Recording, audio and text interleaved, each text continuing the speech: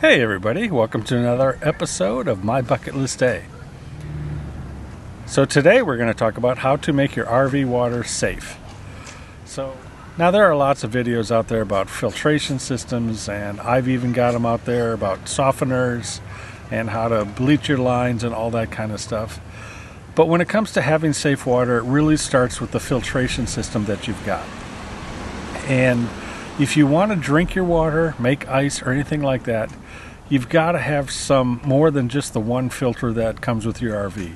You've got to have a couple inline filters, the canister filters. Some go as far as putting the ultraviolet lights in to kill all the germs. So there's all sorts of things that you can do. Now, in our case, as you all know, we have 4 different filters and a water softener system. So today you're going to see how we basically recharge the water softener system and the 4 filters that we change to keep our water safe to drink. I'm also going to be showing you a schematic or a diagram of our water system and all the pieces and parts that I've put together to make this safe water in our RV. So if you want a list of all of that stuff, it's linked down below. On our website you can see a list of all of the water pieces and parts and hoses and filters and everything else that you're going to need to provide yourself with safe drinking water on your RV. So take a look at this and I'll be right back. Hey everybody, so today is filter and water softener recharging day. So just to recap, I know you guys seen me do this before, but I thought I'd do another version of it. Make it maybe a little more simpler than the last one I did. I had a few comments saying, hey, it seems a little complicated, but I'm going to try to make it simple. But first you should understand that my system is probably not like yours. Everybody's system is different. If you'd like to see my watering diagram, if you will, on how my system is, there's a link right down here. You can see a schematic of our water diagram along with all the pieces and parts that I used to make this system. So the first thing you're going to need is table salt. This salt, basically, I got 3 tubs of it, and we're going to be putting that in the filter just before the water softener, and we're going to recharge the water softener. And you're going to see all we're going to do is reverse the inlet with the exit, and that's all there is to it, really, just a slow flow of water through it. But you're also going to be replacing all of your filters, and on our system, and I'll show the diagram here, is the first is the 20 micron filter that we replace. Then next in line is the 5 micron filter, and then inside where the salt is going to go right now, we have the new, it's basically a 1 micron, but it also pulls out a lot of the orders and things like that out of there just before the water softener. And of course the water softener, and last but not least, the water before it goes into the rig goes through a 1 micron filter. So as I said, I have 4 filters on my system along with the water softener. So that's really all there is to it. So we're going to go through this step by step on how to do this. It's really simple, guys. It's not that hard. Oh, and you guys might also remember these quick disconnects. Joe loves them so much.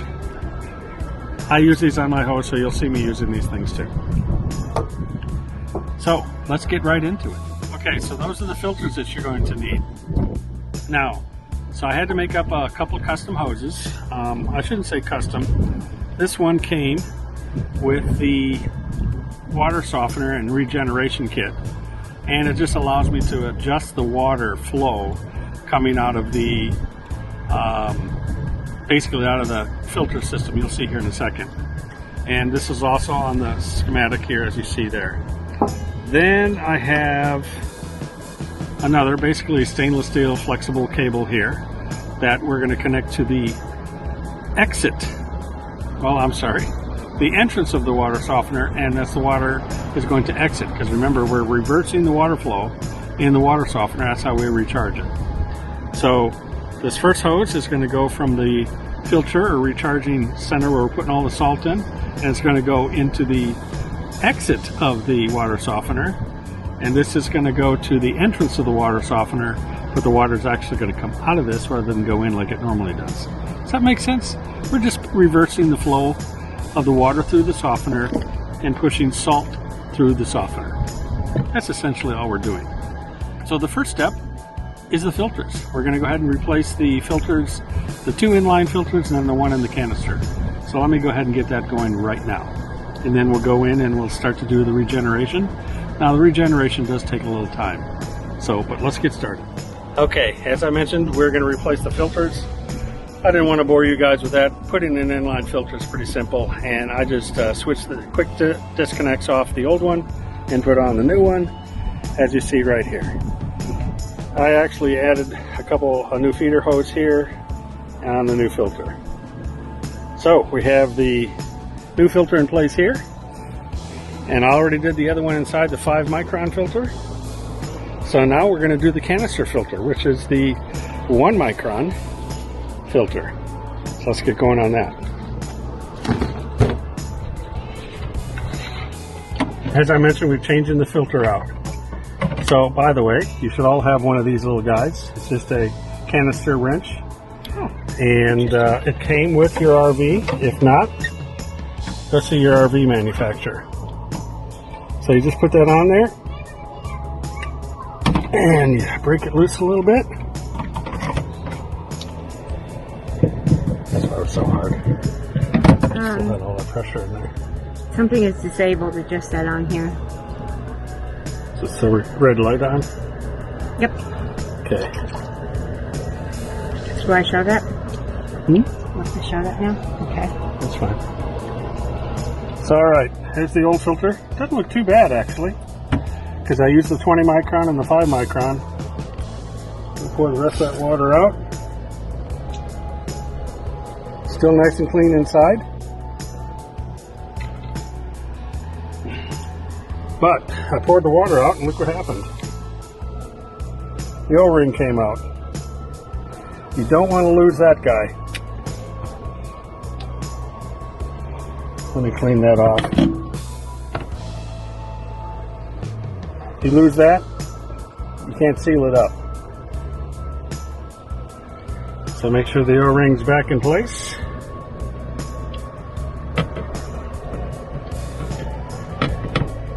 Seated nice and square.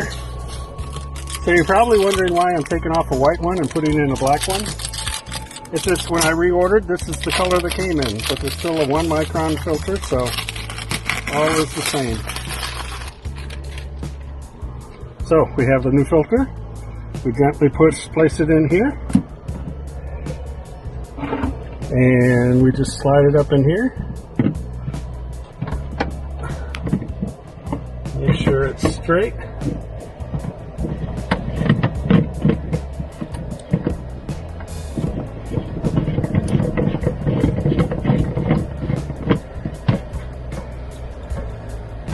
Now, I never put a wrench on here to tighten it.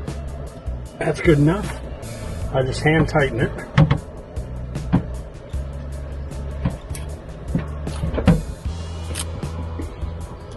And one of these days I'll take this bracket off, clean it up and repaint it, but I had a water leak here once and didn't realize it, and it rusted the thing away. But obviously the water leak's all dry and fixed. Okay. So that filter's done. This filter doesn't look bad at all, really.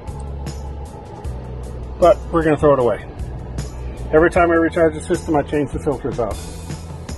Okay, now we're inside the bay where I've got, as you see, the water softener here, the filter or pre-filter, which we use to regenerate the water softener.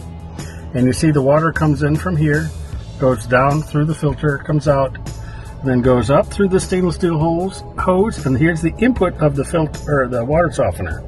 And this is the exit of the water softener that goes into this blue PEX pipe, which is going into that last filter you saw me just change, and then through the entire system feeding us our water.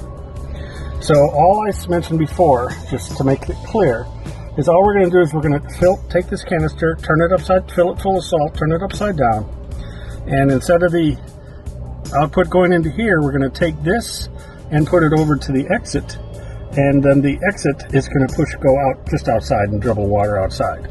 And that's why we made these, pull back up, custom lines like I showed you. So it's really simple. And when we're all done, we're going to change the filter. So Joe's laughing at me. She says, That's not simple. Those are toys that I'd play with. Yeah. So Joe wants to play with the toys.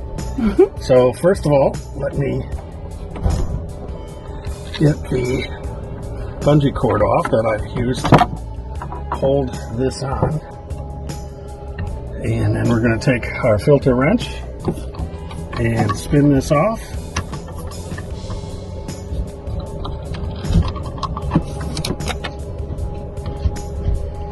As we see, the water pressure's gone now, so shouldn't have it. My foot before.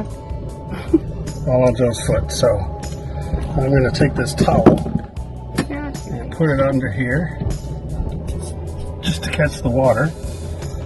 While Joe, I'll switch. Okay. I'll hold the camera. You pour that out there. Just pour it out there? Yeah. Doesn't matter. Filter and all. Oh, filter and all? Yep, get rid of that filter. We're getting rid of that bad boy. Here you go. So now, as you see, we have an empty canister. So we're going to take the salt.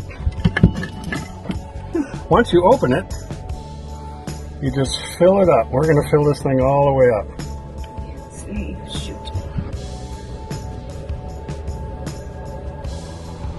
Oh, another one. Okay, so it's 1.5 of these. Yeah. Or 1 3/4. Almost. Okay, so there's almost 2 things of salt. Spin the canister back on. No filter? No, wait. Filter goes on last, once we're all done. Oh.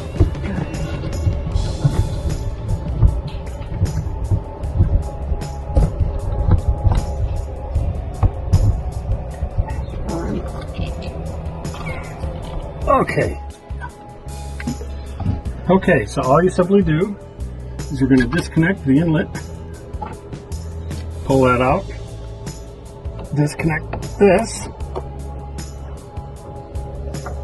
I thought I brought it out. Up here. No, this is it. Now I put this on here because this is a quick disconnect to the stop, just in case this leaks. It shouldn't. And then I set that right up there. Okay, so now as you see, it's open on both sides. So I take this guy, I put this right here so I can, the reason I have to do that is I have a flow meter here. And then I take this guy and put it in that side, because now it's going into the exit. Then I take this one that I made up, goes into the entrance, and I let that go outside. Actually, if I go up there one, we can go right down here.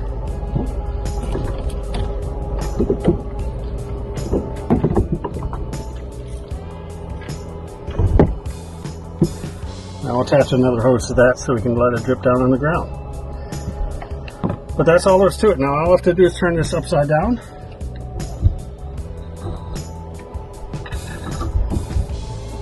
Like so? Like so. And that's why I designed the system like this, so I can just easily flip that around. And this just pivots, so that stays there. So we're going to turn this off, so we have no water flowing through it when we turn the water on. We'll add the extension onto that hose, and we'll turn the water on to trickle. Then you'll see it'll just start to go through this salt here. And when the salt's all gone, and it's gone through the system, we'll taste the water coming out, make sure it doesn't taste salty. That means this has been cleaned out, and we're ready to go. Cool. And that's all there is to it. So let's go out, get the water going. No, actually. All right, as I mentioned, I never have another little hose extension. I'll put that on here, and we'll set that down there. set that down there and we're going to watch it. Okay, I've been down here at the water now, and as you see, I'm only going to turn, got it all the way on here, but I'm only going to turn it on a little bit here. I don't want a heavy flow to wash through all that salt. So just a little bit here, and the idea at the other end, and I'll show you the other end, we only want like a water stream about the size of a pencil. So at this end, we only want a little bit of water coming out of here. Okay? So that valve that I put in there, all I have to do is play with that valve. Okay. So my lovely assistant is going to go in there and turn the valve a little bit. It only goes one direction. It should go up in line with the water. So only go about a quarter of a turn. A little bit, just a quarter. And we'll wait to see if any water comes out. So that's about the stream we want out of that. So that's looking good. So we're going to let that run. That's probably going to take a 45 minutes, half hour, 45 minutes now. I'm not holding you for 45 minutes. Oh yeah, you are. Oh, no, I am not. Joe said she's retiring from being a helper. So we'll come check. We'll come check this in about 45 minutes.